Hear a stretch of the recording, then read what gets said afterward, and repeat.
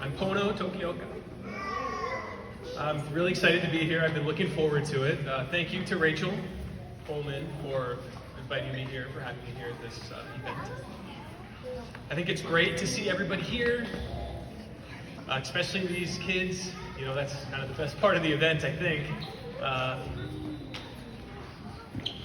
So I guess I wanted to come here just to really share my experience growing up on Kauai. I was born here, raised here. I was born deaf. I didn't have some disease or anything like that. It just so happened that I was born that way.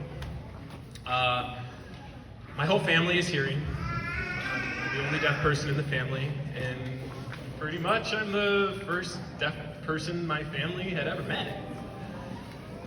So you can imagine that was hard for them to really kind of understand what my needs were going to be as a child, what my future was going to look like.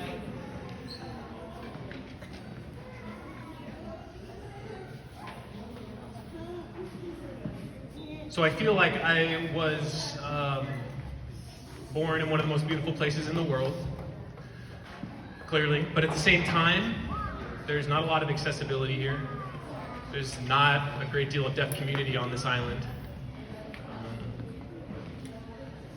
You know, really less than 10 deaf people or so on the island. I mean, something like that I know of. You know, there's not many of us. And so that's really the hardest part, or was the hardest part for me growing up, still is as a deaf person. But to be honest, I'm grateful to have had my parents who really took the time to understand what my needs were and really figure out everything that they needed to do in order to make this island, to make the educational system work for me. They encouraged my social life, they put me into sports. I'm grateful to them for making me who I am today. So now I see kids here. You know, I was just like you guys.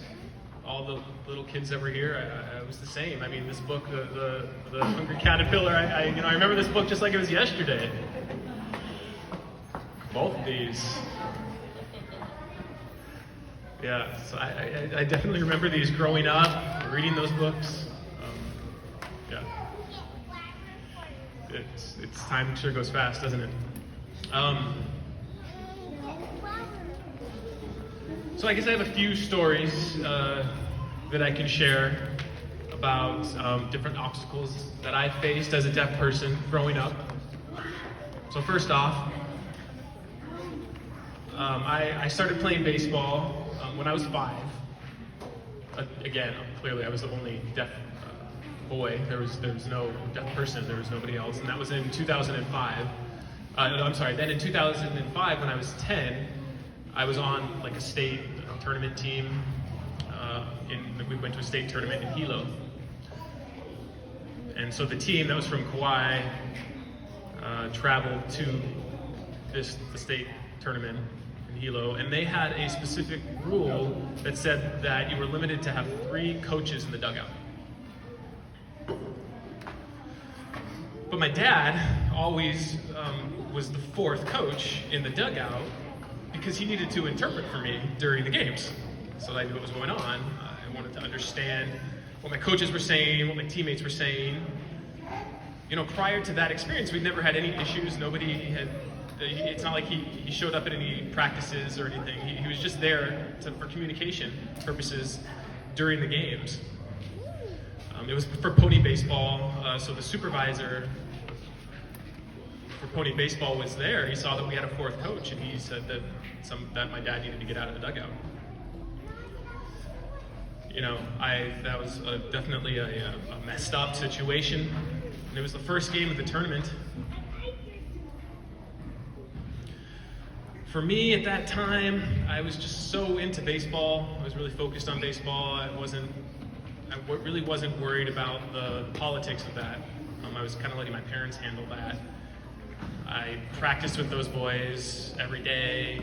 You know, I knew the procedures. I knew what was going to happen. The coaches knew kind of how to work with me. So it wasn't that big a deal.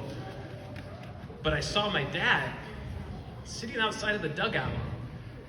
And I was just, at that moment, I was like, why is he there? You know, I had been focused on the game, and after the game, I realized that he had been kicked out because we weren't allowed to have a fourth coach for communication purposes for me. So that experience really kind of impacted me greatly.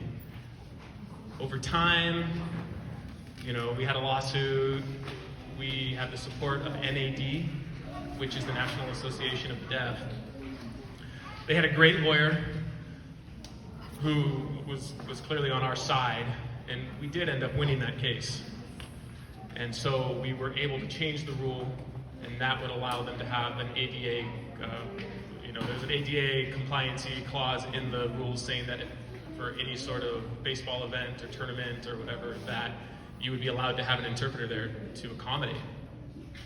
And so that was a pretty neat experience. That I was able to be part of this opportunity to educate adults about accessibility and access for deaf people.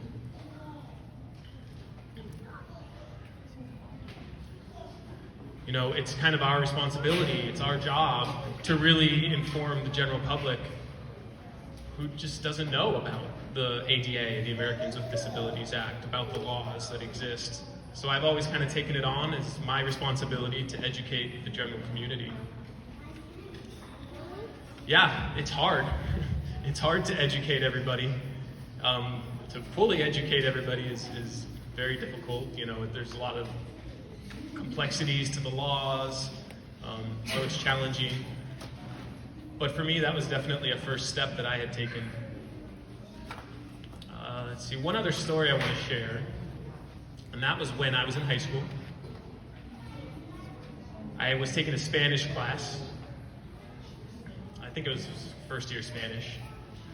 And the first day of class, I was sitting in class. I had an interpreter sitting in front of me, interpreting what the teacher was saying.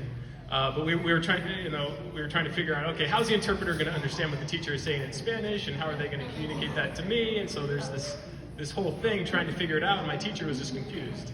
She's like, I don't know what to do. So after the class, she called my mom, and she said, well, I think your son should drop out of the class. I'm concerned that he's not going to be able to learn Spanish because he can't hear. How is this going to work? How is he supposed to learn? So I went home. My mom told me what the teacher had said. And I said, no, I'm staying in the class.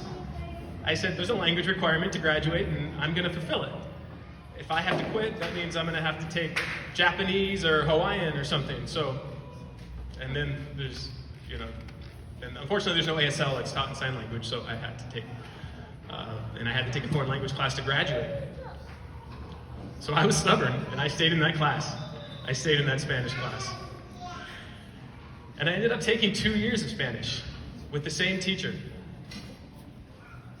And the last day of the second year, she came up to me, and she said, you know what, Pono, I'm sorry about calling your mom. I'm sorry for suggesting that you should drop out. You were the best student in my class. I always had A's. In all of my classes, I had A's, and that was, I guess my perspective is that I'm not going to feel offended by that. But I definitely felt like I had something to prove in that moment. I took that moment as a point of inspiration for myself, to tell myself that, you know what, I can do anything. If I can just believe in myself, put my head down, I can do it. And, I've never really had fear in that regard. So for me, I've approached a lot of barriers in my life. I mean, those are two stories of many. I could go on and on and on and on. But for you, for parents, my advice to you, if your child does have a disability, is, to do your homework. Figure out what you need to figure out about their disability. Find the right resources. People who've gone through similar experiences and who are willing to share about those experiences. You guys can go through it together. Again, it's nice to have everybody here, everybody together, sharing the day. It's a beautiful thing for me to see because it's a rare event on Kauai, to be honest with you. So it's pretty neat. It's nice to see everybody here. Also, let's see, I graduated high school, so I was always mainstreamed. I was the only deaf student. I had an interpreter with me. I feel like I always got everything I needed, through the IEP process, through interpreters, through the schools. I'm grateful for all of that. So I think it's important for everybody who's got children with special needs to make sure that your child has what they need.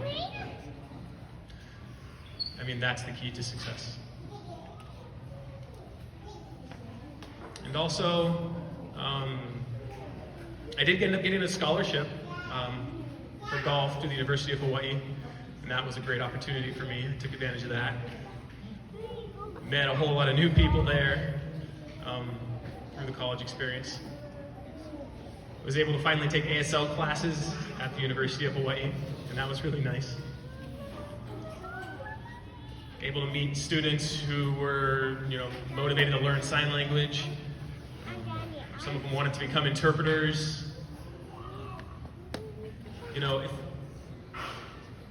If you meet people who have a similar experience to you, it really opens up a new world, opens up a lot of doors that you can walk through. And I still play golf. I've grown up, I guess when I was around 11 or 12, but when I started doing that, I started meeting a lot more people, deaf golfers.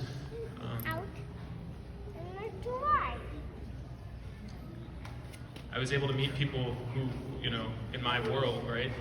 Like getting to play golf with other people who are deaf, right? We had similar experiences and got to continue having similar experiences. It was pretty neat. I was just talking with Rachel about how many people are born deaf with hearing parents, and it's 92 to 96% of, right? Is that right? Is that a worldwide statistic or just a U.S. statistic? Okay, so that's a U.S. statistic, but that's a huge number. 4% of deaf children are born to deaf families. Of those 4%, they have communication. It's pretty, that communication is never really an issue. They can go to the school for the deaf. I mean, education's there. They have the potential to go to Gallaudet University, spend time with people who have similar experiences to them. But 96% of us, we have those boundaries, right? It's a different experience. Yeah. So I'm here. I'm the only one here. There's a few of us, but it's hard to, the socialization aspect is difficult. Accessibility is not necessarily here. It can be hard as a deaf person here.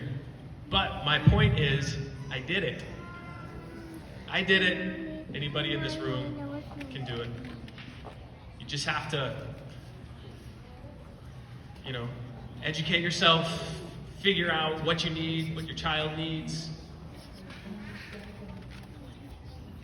Also, I guess I would recommend finding events, camps. For example, there's deaf camps, there's Down syndrome camps, there's always events where you can go and have a shared experience with people who've had shared experiences. And that will end up being the best part for you, is just being able to share that with people. I mean, with the internet now, there's so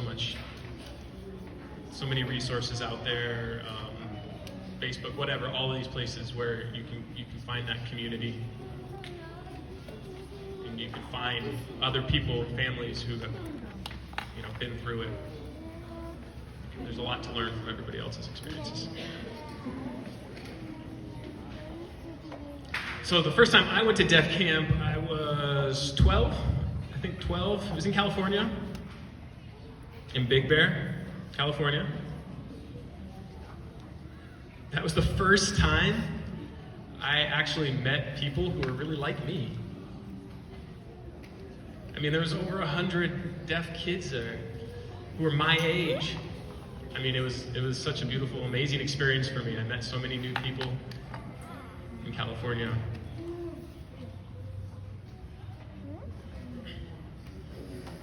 And that opened my perspective. It broadened my perspective. So I was born into a hearing world. It's fine. That had grown normal to me. That was my life. Communication. You know, I had to figure out how to talk. I had to use a cochlear implant or hearing aids. You know, I did end up getting a cochlear implant when I was 5. So I've had it, you know, most of my life, and I'm able to communicate through that. But when I got to Deaf Camp, my sign language improved so much. I met so many people there. It was such an amazing experience. And it opened me up to a lot of more opportunities where I was able to meet even more and more and more deaf people, go to other deaf camps. They have something called YLC, which is Youth Leadership Camp. That's a great program. I unfortunately never was involved in it, but it was a great program for deaf kids, students who want to become leaders. It's, I don't know, kind of like Boy Scouts, I guess. You're not allowed to have your phone. You're, no technology, nothing like that. You're just out in survival for, and you're there, for a month. So you're just kind of learning a lot about yourself. So if you guys have any questions for me, feel free, ask me anything about my experience, my life, about deafness, about events, something you're interested in. Just let me know. Yeah, anything to share. But I think that's all I wanted to say. I hope I can help you guys. I hope I helped you today. Any questions?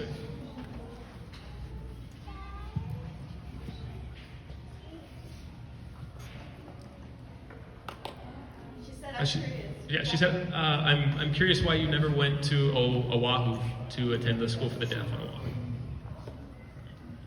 So I did go to the School for the Deaf in 8th grade for 1 semester.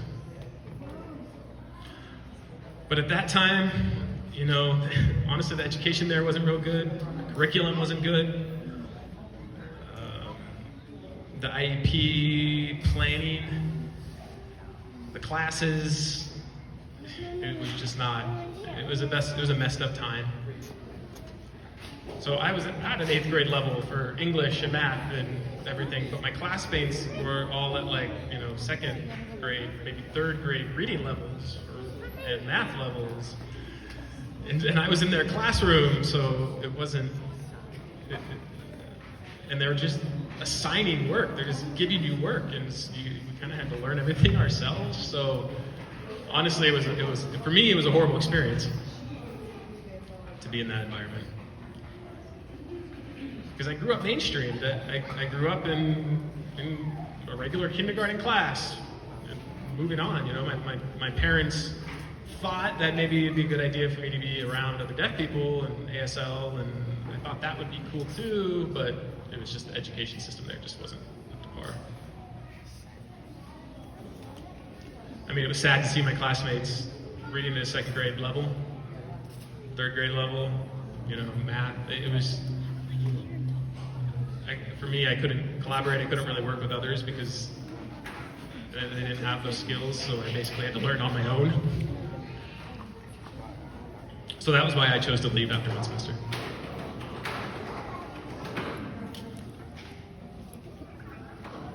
She asked, is the school better now? It's better than before, for sure, yeah. But there's a lot of improvement left. be made.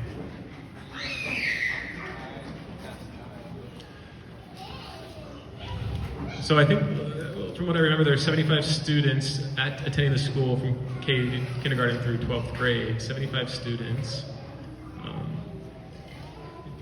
There's a lot of deaf individuals around the state. It's just that most of them are mainstream. I think because of those reasons, they just have to work on improving the curriculum, improving the educational level. I mean, there's just so many different levels of students. One student's at a second grade level and somebody's at a much higher level. It's just hard to teach everybody the same stuff, teach them the same concepts, to provide the same lessons. At the deaf school, they have their own IEP team, their own plans for each student. So each student kind of has their own path that they take, I guess, and so it's hard. It's kind of clunky,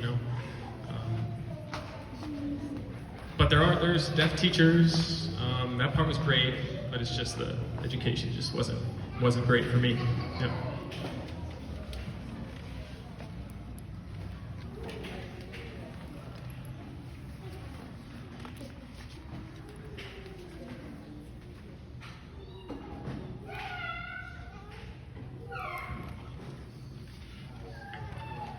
She asked if your cochlear implant allows you to communicate with people who don't sign.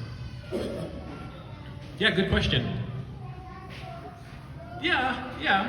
Most of the time, I can speak, I can read lips. I don't sign with people who don't sign. Like at work, I just speak.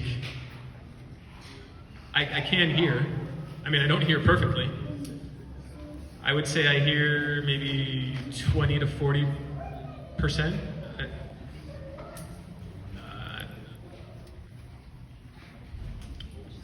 So for example, for a hearing person who has normal hearing, let's say you have 100% hearing, for me at 20 to 40%, that would mean that I can hear sounds definitely, but I don't understand necessarily where it's coming from. If you're talking, I might not understand the full sentence.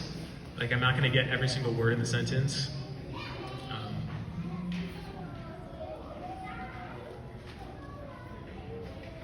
So I tend to get the gist of what's going on. If I'm in a one-on-one situation, like I'll understand pretty easily what's going on. But if there's a group of people like here, for me to keep up, to understand what's going on, that would be challenging.